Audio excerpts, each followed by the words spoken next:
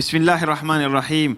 Alhamdulillah wassalatu wassalamu ala Rasulillah Muhammad ibn Abdillah wa ala alihi wa sahbihi wa walah amma ba'du. Pertama-tama terima kasih kepada Ustadz Maulana, Ustadz Syam, Mas Soni dan lain sebagainya yang memberikan kesempatan untuk saya hadir dan menyampaikan ilmu di sini.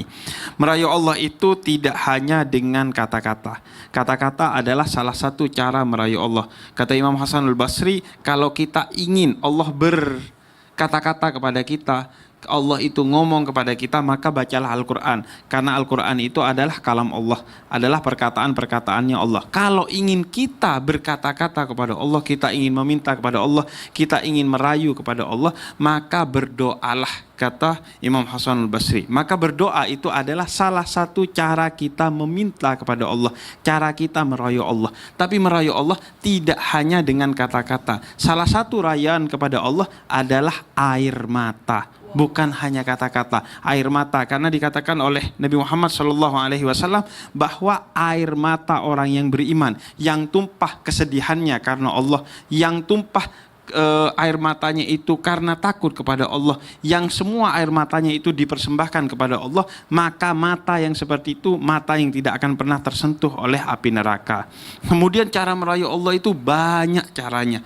Cara-caranya adalah cara-cara yang kadang-kadang sederhana. Dikatakan oleh Nabi Muhammad, tabassumuka fi wajhi ahika laka sadaqah. Sedekah untuk membahagiakan orang lain dengan tersenyum, itu juga cara kita merayu Allah. Kita semua ini hambanya Allah, sehingga siapa yang menyenangkan hambanya Allah, siapa yang menyenangkan orang-orang di bumi, siapa yang menyenangkan makhluk di bumi, itu juga adalah sebenarnya persembahan kepada Allah. Karena Allah senang ketika hamba-hambanya ini dibahagiakan oleh kita. Karena itu tadi seperti juga sempat disampaikan bahwa merayu Allah itu intinya adalah memberikan segala sesuatunya secara tulus kepada Allah. Apapun yang kita lakukan bisa jadi merayu Allah.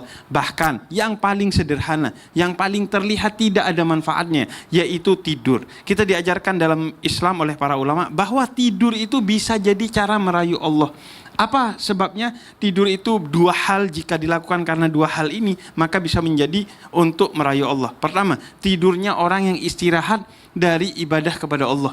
Habis sholat, ketiduran, itu ibadah. Habis bekerja sebagai ibadah, kemudian capek tidur, itu ibadah. Itu merayu Allah dengan tidur. Kemudian yang kedua, bahkan orang yang tidurnya untuk jadi caranya dia untuk menjauhkan dari maksiat, maka tidurnya pun adalah berpahala. Tidurnya pun adalah cara dia merayu Allah. Dan pada akhirnya dikatakan dalam surah Al-Imran, puncak dari ketakwaan sebagai rayuan kita kepada Allah adalah alladzina yunfikuna fis sarra'i wad dharra wal kadhimina ghaidha wal 'afina 'anil nas. Kalau ada orang yang berlaku buruk kepada kita, yang pertama, jangan marah. Digibahin sama orang, jangan marah. Diomelin sama orang, jangan marah. Pokoknya diapa-apain sama orang, jangan marah.